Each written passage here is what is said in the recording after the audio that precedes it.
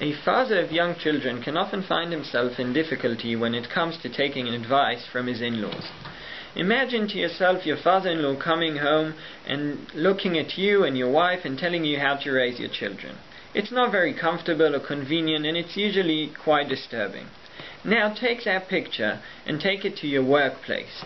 In our PARSHA, this is exactly what Yitro does to Moshe Rabbeinu.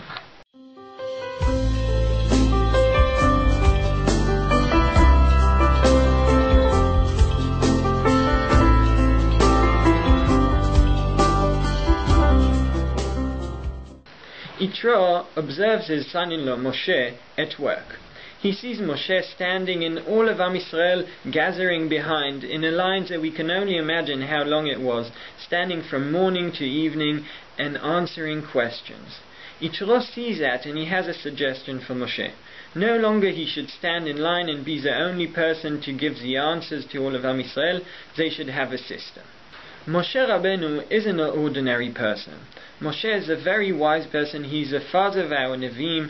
He got the Torah from Sinai. He took Am Yisrael out of Egypt. Why would he need to take advice? We have difficulties taking advice from our in-laws or from people in charge of us, and we are just ordinary people. Why would Moshe, such an incredible person, need to take advice from Yitro?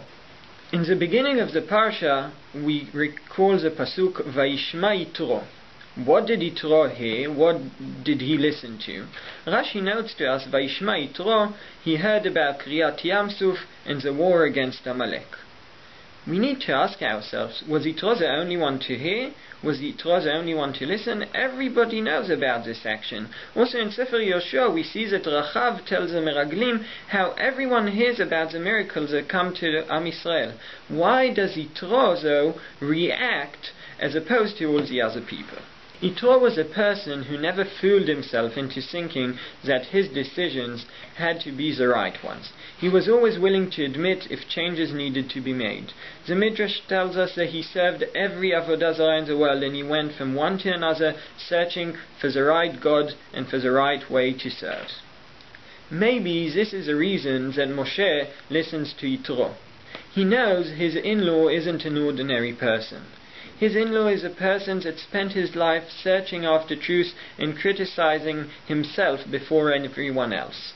A person that could be a real critique for himself can also look at Moshe, the father of the Nevi'im, and give him good advice. One message to take from this week's Parsha is that effective advice has to go both ways.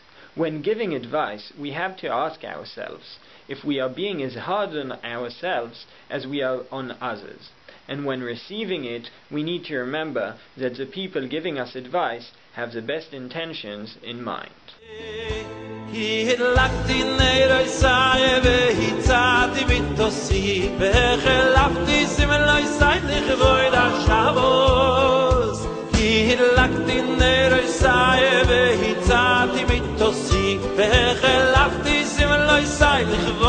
Shemos